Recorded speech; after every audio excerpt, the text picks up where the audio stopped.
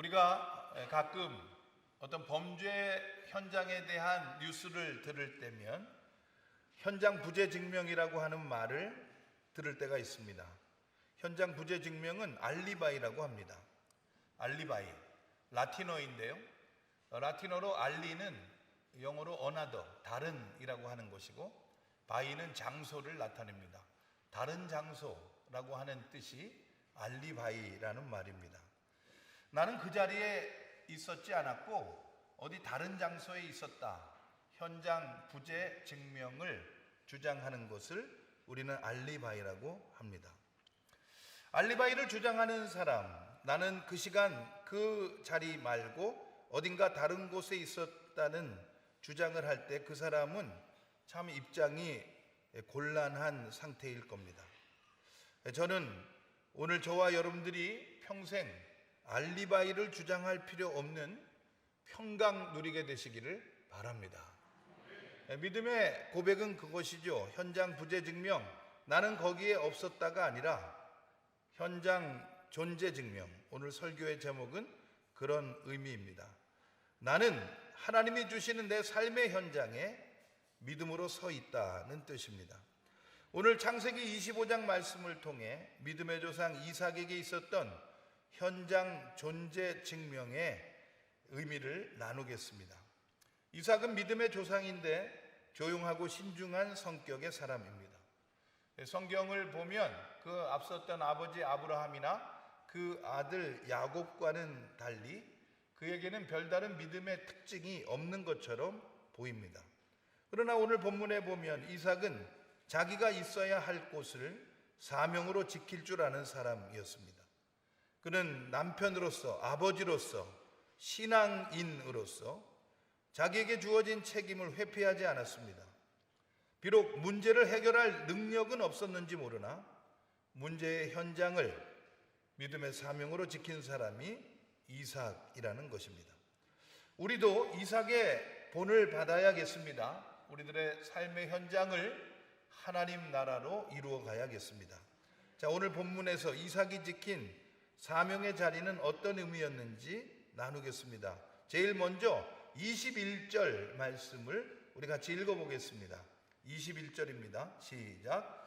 이삭이 그의 아내가 임신하지 못함으로 그를 위하여 여호와께 간구하매 여호와께서 그의 간구를 들으셨으므로 그의 아내 리브가가 임신하였더니.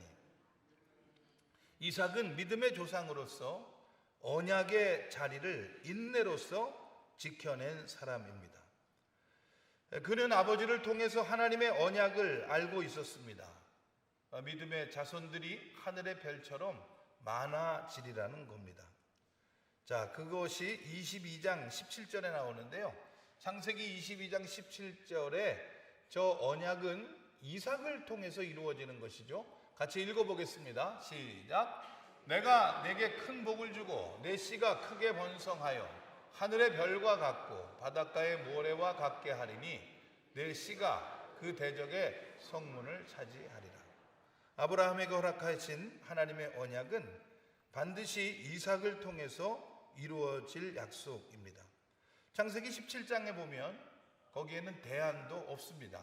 아브라함이 자기 나이가 많으니까 어떻게 내가 아들을 낳겠습니까? 이스마엘이나 잘 살았으면 좋겠습니다. 자기의 서자 이스마엘을 하나님께 기도할 때도 하나님은 아니다, 이삭을 통해서 할 것이다, 이렇게 약속을 하셨는데 그 내용이 창세기 17장 15절부터 19절에 나옵니다. 창세기 17장 15절부터 19절 우리 같이 한번 읽어보겠습니다. 시작. 하나님이 또 아브라함에게 이르시되 내 아내 사레는 이름을 사레라 하지 말고 사라라 하라. 내가 그에게 복을 주어 그가 내게 아들을 낳아주게 하며 내가 그에게 복을 주어 그를 여러 민족의 어머니가 되게 하리니 민족의 여러 왕이 그에게서 나리라. 아브라함이 엎드려 웃으며 마음속으로 이르되 100세 된 사람이 어찌 자식을 낳을까? 사라는 90세니 어찌 출산하리요 하고 아브라함이 이에 하나님께 아뢰되 이스마엘이나 하나님 앞에 살기를 원하나이다. 하나님이 이르시되 아니라 내 아내 사라가 내게 아들을 낳으리니 너는 그 이름을 이삭이라 하라. 내가 그와 내 언약을 세우리니 그의 후손에게 영원한 언약이 되리라. 아멘. 이삭은 대체가 되지 않는 약속의 인생입니다. 하나님은 반드시 이삭을 통해서 믿음의 후손들을 하늘의 별처럼 많게 하신다고 약속을 하셨습니다. 자, 그런 이삭인데 결혼을 언제 했느냐? 40살에 하게 됩니다. 그 동네에 신부감이 없었기 때문이죠. 그래서 멀리 가서 아버지의 고향 땅에서 아내 리브가를 데려다가 40살의 장가를 듭니다. 그리고 이 부부는 20년 동안 불임이었습니다. 60살에 두 아들을 낳게 됩니다. 그러니까 자기를 통해서 이루어질 언약은 분명한데 그 언약이 이루어지기까지의 기간이 매우 긴 것입니다. 사랑하는 여러분, 우리는 모두 하나님의 언약의 말씀 붙들고 살아가는 사람들인데요, 우리가 소망으로 붙드는, 믿음으로 붙드는 그 언약의 성취가 이루어지기까지는 시간이 걸린다는 겁니다. 언약의 성취는 매우 시간이 걸립니다. 언약의 성취는 엄청나게 시간이 걸립니다. 언약의 성취는 무척이나 시간이 걸립니다. 언약이 성취되기까지는 너무나 더딘 것입니다. 그러나 더딜지라도 기다리는 것이죠. 지체되지는 않을 줄로 우리는 믿는 겁니다. 사랑하는 여러분, 여러분들의 소망의 기도는 지금 얼마나 인내하고 계십니까? 부모님들의 자녀를 위한 기도, 배우자를 위한 기도, 또 자녀들의 부모님을 위한 기도, 이웃을 위한 기도 가운데 오래된 수건의 기도 제목은 얼마나 붙들고 오셨습니까? 20년, 40년, 60년. 이삭은 뭐 특별한 거 없는 것 같지만 이분은 반드시 나를 통해 하나님은 언약 이루신다고 하는 소망을 가지고 그 실현되지 않는 언약을 꼭 붙들고 버틴 사람입니다. 그리고 자기 아내를 위해서 기도합니다. 하나님, 내 아내에게도 복을 주어 나에게 아들 낳게 해주옵소서. 아내를 위해서 기도하는 그런 사람이었습니다. 우리는 이 이삭의 모습을 본으로 삼아 어떤 기도의 제목이든지 낙심하지 아니하고 포기하지 아니하고 끝까지 이어서 반드시 응답을 우리 삶의 넉넉한 열매로 누려야 하겠습니다. 저와 여러분들의 삶의 현장은 그런 자리가 되시기를 바랍니다. 어떤 사람들은 기도하던 자리에서 없어집니다. 현장 부재해요. 그러나 우리들은 현장에 있어야 하는 것이죠. 내가 기도했던 그 자리를 내가 지키겠습니다. 내 기도가 응답될 줄로 믿습니다. 하나님 반드시 역사하실 줄로 믿습니다. 그러면서 그 현장을 지키는 사람, 그 사람들이 바로 크리스찬, 저와 여러분들의 이름인 줄로 믿습니다. 이삭은 그렇게 현장 존재 증명을 사명으로 감당한 분입니다. 자, 두 번째, 이삭은 갈등의 자리를 평화의 사명으로 지키신 분입니다. 22절 말씀을 읽어보겠습니다. 자, 20년 만에 임신을 했는데 참 이런 일이 벌어졌습니다. 22절 같이 읽어봅니다. 시작. 그 아들들이 그의 태 속에서 서로 싸우는지라 그가 이르되 이럴 경우에는 내가 어찌할꼬 하고 가서 여호와께 묻자온대. 아멘. 야곱과 에서, 이삭의 두 아들 20년 만에 낳게 된 이 쌍둥이들은 성격과 생김새가 전혀 다른 이란성 쌍둥이들이었습니다. 우리 주변에 있는 일란성 쌍둥이들은 똑같이 생겨서 다른 사람은 분별하기도 어려울 때도 있지만 야곱과 에서는 전혀 다른 쌍둥이였습니다. 생김새도 달랐고 성격도 달랐고 결정적으로 23절에 보면 그들은 한 태에서 태어났는데 민족이 달랐다고 하나님은 말씀을 하십니다. 23절 같이 한번 읽어보겠습니다. 시작. 여호와께서 그에게 이르시되 두 국민이 내 태중에 있구나. 두 민족이 내 복중에서부터 나누이리라. 이 족속이 저 족속보다 강하겠고 큰 자가 어린 자를 섬기리라 하셨더라. 아멘. 두 국민이 태중에 있구나. 두 민족이 복중에서부터 갈라졌구나. 이 족속이 저 족속보다 강하겠고라고 하는 표현에서 여러분, 이 사람이 강한지 저 사람이 강한지는 어떻게 알죠? 붙어보면 압니다. 네. 붙어보면 알아요. 그래서 야곱과 에서는 평생을 티격태격하면서 그렇게 살아갔다는 것입니다. 민족이 달라졌습니다. 한 혈육인 줄 알았는데 민족이 달라요. 한쪽은 하나님의 백성으로 하나님의 법을 따르고 또 다른 쪽은 세속의 백성으로 세속의 풍조를 따릅니다. 육신의 형제 자매라도 민족이 다를 수 있습니다. 민족이 다르면 형제지간에 말이 통하지 않는 경우도 있습니다. 이 족속이 저 족속보다 강하겠고 큰 자가 어린 자를 섬기리라. 이 둘 사이에는 치열한 경쟁이 있었고 갈등이 있었고 그것이 반목이 되고 절대 질 수가 없었습니다. 왜냐하면 한쪽이 다른 쪽을 다스리고 통치하는 주종관계로 발전할 운명이었기 때문입니다. 이런 일도 있는 것이죠. 한 형제 자매인 줄 알았는데 전혀 다를 뿐 아니라 서로 경쟁해야 되는 대상이라는 겁니다. 작년 2월 24일 날 일어난 전쟁, 아직까지 이어지고 있는 러시아와 우크라이나의 관계도 그러하다죠. 그분들은 같은 민족이라고 합니다. 두 나라의 대통령은 이름도 같다고 합니다. 그런데 피 터지게 싸웁니다. 남수단과 북수단의 경우가 그러하고 70년 전 우리나라가 그러합니다. 믿었던, 형제인 줄 알았던 누군가에게 우리는 상처를 입게 되는 것입니다. 그래서 우리는 우리의 형제 자매를 신뢰할 수 없을 때가 있습니다. 우리 인생의 현실이 그렇습니다. 이 바닥이 그렇습니다. 형제 자매 간에 실망하신 분들 힘을 내시기 바랍니다. 원래 그렇게 생겨 먹은 겁니다. 동기 간에 배신을 하고 상처를 입을 수 있습니다. 왜 그러냐? 민족이 다르기 때문인데, 민족이 다르면 무조건 그러느냐? 아니요, 그렇지 않습니다. 예수님은 유대인이고 우리는 한국 사람들인데 예수님은 우리를 사랑하셔서 우리는 똑같이 하나님의 자녀가 되었습니다. 민족이 달라도 예수 그리스도 안에서 복음을 믿으면 우리는 하나 될 수 있습니다. 그래서 우리는 그 복음을 따라가는 것이죠.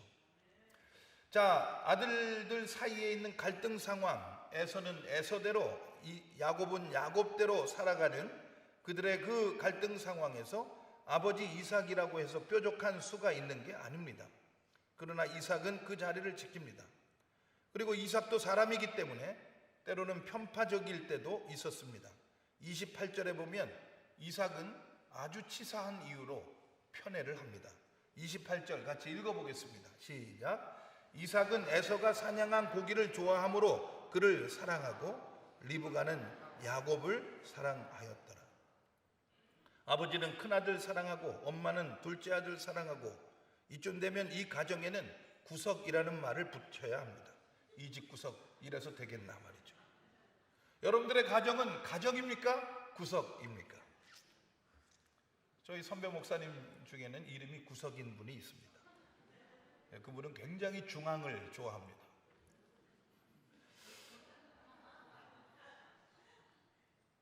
창세기 35장에 29절 말씀이 있는데 그 앞부분을 한번 읽어보겠습니다. 이삭은 180세를 살았거든요.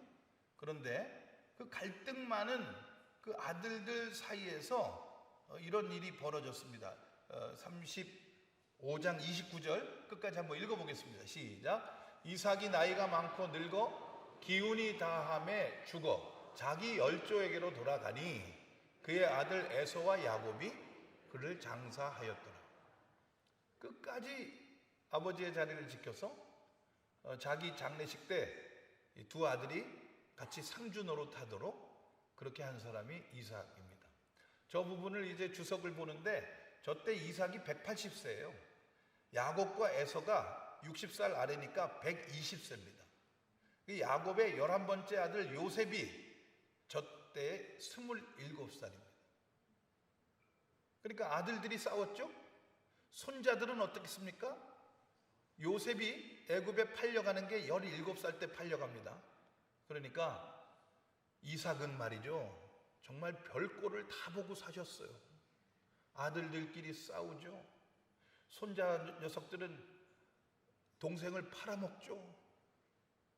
그러면 정말 웬만해서는 아유, 내가 집을 나가야지 이러고 싶을 것 같은데, 이삭은 끝까지 그 자리를 지켜서 자기의 장래 자리에 변목하던 두 아들 같이 상주 노릇하게 하고, 그리고 하나님의 역사 가운데 요셉의 인생을 통해서도 가정이 구원받는 은혜를 소망으로 보게 되는 겁니다. 사랑하는 여러분, 우리 주변에 믿었던 사람과의 신뢰가 깨지고 거기 갈등이 일어날 때 있습니다. 그럴 때 우리는 어떻게 되느냐? 현장 존재 증명해야 합니다. 그 자리를 지켜야 합니다. 갈등이 일어났다고 해서, 싸움이 일어났다고 해서 우리가 그 자리를 떠나면 안 됩니다. 우리는 그 자리를 지켜서 평화를 위해 최선을 다하고 기도하고 어떻게든지 화해를 시켜야 하는 것이죠. 저와 여러분들의 삶의 현장이 그런 현장 되시기를 바랍니다. 모든 갈등과 싸움, 아니 혈육인데 민족이 갈라지는 그런 아픔을 겪을 때도 있지만 그것을 평화로 만들어내고 하나로 만들어내는 그 삶의 현장을 지키는 저와 여러분들이 되시기를 바랍니다. 마지막으로 오늘 본문 31절부터 34절에 보면 이삭은 명분을 지켰다는 것을 우리가 유추할 수 있습니다. 31절부터 34절 같이 읽어보겠습니다. 시작. 야곱이 이르되 형의 장자의 명분을 오늘 내게 팔라. 에서가 이르되 내가 죽게 되었으니 이 장자의 명분이 내게 무엇이 유익하리요. 야곱이 이르되 오늘 내게 맹세하라. 에서가 맹세하고 장자의 명분을 야곱에게 판지라. 야곱이 떡과 팥죽을 에서에게 주매 에서가 먹으며 마시고 일어나 갔으니 에서가 장자의 명분을 가볍게 여김이었더라. 에서는 장자의 명분을 가볍게 여겼다는 겁니다. 명분이라고 하는 것은 사회적 관계 속에서 우리에게 주어진 어떤 이름입니다. 어떤 사람이 누군가에게 남편이 되고 아빠가 되고 또 어디선가는 집사님이 되고 장로님이 되는 그런 사회적 관계 속에서 우리에게 주어지는 이름들, 그 이름의 의미가 명분입니다. 인간의 존엄성은 그 사람이 명분을 얼마나 귀하게 여기느냐에서 보장이 됩니다. 우리 주변에 있는 누군가가 명분을 가볍게 여겨서 그 명분의 자리를 떠나면 우리의 공동체는, 우리의 존엄성은 곧바로 훼손될 수 있습니다.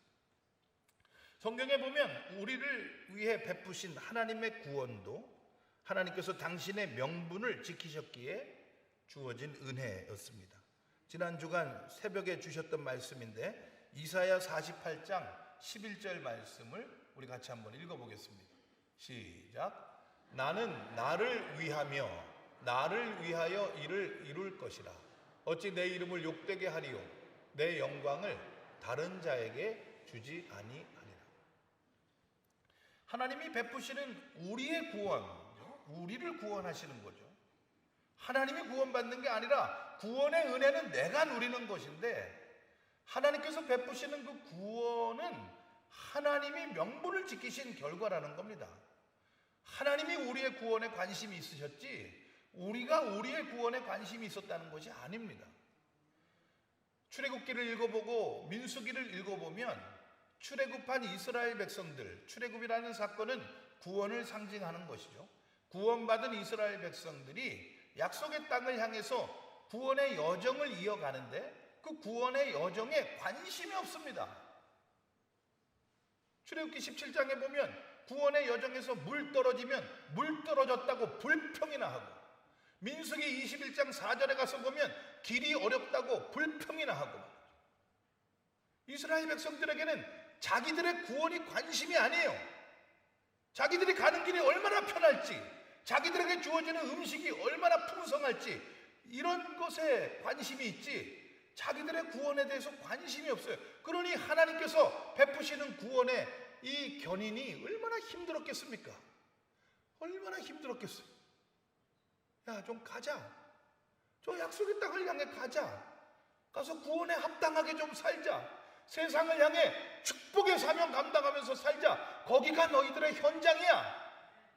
하나님은 관심도 없는 우리들을 구원으로 이끌어 가시는 겁니다. 여러분들은 여러분들의 구원에 관심이 있습니까? 여러분들이 생각하는 구원은 뭡니까? 물이나 음식으로 내 뱃속 채우는 겁니까? 내 인생의 여정을 지금보다 더 안락하게 가는 겁니까? 그게 구원입니까? 아니죠. 사도 바울은 두렵고 떨림으로 그 구원을 이루어 나가겠다고. 우리가 예수 그리스도를 믿었기 때문에 이미 구원받은 것은 확실하지만, 그러나 두렵고 떨림으로 우리의 구원을 이루어 나가야 한다는 겁니다. 우리들의 삶의 현장이 하나님의 현장 존재 증명의 자리가 되도록. 아, 저 사람 살아가는 거 보니까 거기 하나님 계시는구나. 아, 저 사람 살아가는 거 보니까 하나님 역사하시는 거구나. 우리의 삶의 현장이 하나님의 현장 존재 증명이 되도록 우리가 살아가는 것이죠. 그러려면 우리가 얼마나 지금보다 더 영적인 발돋움을 해야 되고, 지금보다 얼마나 더 치열해야 되고, 얼마나 더 열정으로 살아야 되는지 모릅니다. 우리를 구원하신 것은 우리가 구원받을 만한 가치가 있어서가 아니라 하나님이 우리를 사랑하셨기 때문입니다. 하나님 편에서 보면 우리의 구원을 이루어 나가기가 쉽지가 않습니다. 하나님은 기대하실 거예요. 제발 좀 우리가 우리의 구원에 대해서 지금보다 좀 관심 있기를, 제발 좀 우리가 우리의 구원에 대해서 지금보다 더 하나님을 의지하기를 하나님은 기대하고 계실 겁니다. 사랑하는 여러분, 저와 여러분들의 삶의 현장이 구원의 현장 되시기를 바랍니다. 우리가 믿는 하늘나라, 저 천국에 있는 것이지만, 그러나 그 천국에 있는 그 하늘나라를 성큼 우리 삶의 현장에 끌어들여서 하나님의 살아계심이 드러나고 하나님의 능력이 드러나고 또 우리의 인내와 소망이 믿음의 아주 거룩함으로 드러날 때, 거기는 사람들이 딱 보면 알 수 있는 하나님의 나라로 이루어지게 될 줄로 믿습니다. 그래서 찬송가는 그렇게 고백하는 겁니다. 내 주여 내 맘 붙드사 그곳에 있게 하소서. 그곳은 빛과 사랑이 언제나 넘치오리다. 아멘. 내 주여 내 맘 붙드사 그곳에 있게 하소서. 내가 지금은 비록 갈등이 많고 문제가 많고 인내해야 하는 이 현장에 살고 있지만, 내 마음을 붙들어서 저 천국 소망 보게 하시고, 그리고 그 천국의 소망이 선뜻 내 삶에 이루어지게 하여 주시옵소서. 현장 존재 증명의 다짐으로 살아가는 사람들이 간절히 품어야 할 기도의 제목인 것이죠. 우리들의 삶의 현장은 어렵습니다. 지난 주간에도 얼마나 큰 홍수가 나가지고 우리 이웃들 중에 많은 분들이 고생하고 있습니다. 우리들의 삶의 현장에는 참 방심할 틈이 없습니다. 이게 마음 놓고 편할 그런 시간이 별로 없습니다. 우리는 간절하게 살아가고 있는데, 간절한 저와 여러분들의 삶의 현장이 하나님 살아계심을 증거할 수 있는 그런 자리가 될 수 있도록 믿음의 용기를 발휘하시고 더 기도로 주님께 나아가시는 그런 거룩한 삶이 되시기를 바랍니다. 우리의 구원에 대해서 우리가 더 관심을 가지고 하나님께 헌신할 때, 하나님은 반드시 우리를 통해 영광 받으시고 놀라운 능력으로 이끌어 주실 줄로 믿습니다. 기도드리겠습니다. 사랑의 주님, 은혜 감사드립니다. 우리들의 삶의 현장은 하나님의 능력의 현장인 줄로 믿습니다. 우리가 믿음을 가지고 그 능력이 드러나고 그 영광이 드러날 때까지 이 자리를 지키게 하여 주시옵소서. 삶의 현장으로부터 도망가고 회피하고 싶을 때가 많습니다. 우리의 연약한 마음을 어루만져 주시옵소서. 담대하고 용기 있게 하여 주셔서 그 자리 지키게 하여 주시옵소서. 지키고자 하는 거룩한 다짐의 모든 이들에게 하늘의 은혜와 능력으로 허락하여 주시옵소서. 예수 그리스도의 이름으로 기도드리옵나이다. 아멘. 이제는 우리 주 예수 그리스도의 은혜와 하나님의 사랑과 성령님의 교통하심이 예배 은혜 가슴에 새기고 힘들고 어려운 우리 삶의 현장이지만 믿음의 소망으로 나아가는 하나님의 귀한 백성들의 삶 속에 오늘 우리 교회 찾아와 함께 예배드린 모든 방문 예배자들의 인생 위에 우리 교회 등록하여 한 가족을 이룬 새 가족들의 믿음의 여정 위에 하나님께서 허락하여 주신 태중의 새 생명의 앞날 위에도 이제로부터 영원토록 그 삶의 현장이 하나님의 영광을 증명하는 자리가 될 수 있도록 인도해 주시옵기를 간절히 축원하옵나이다. 아멘.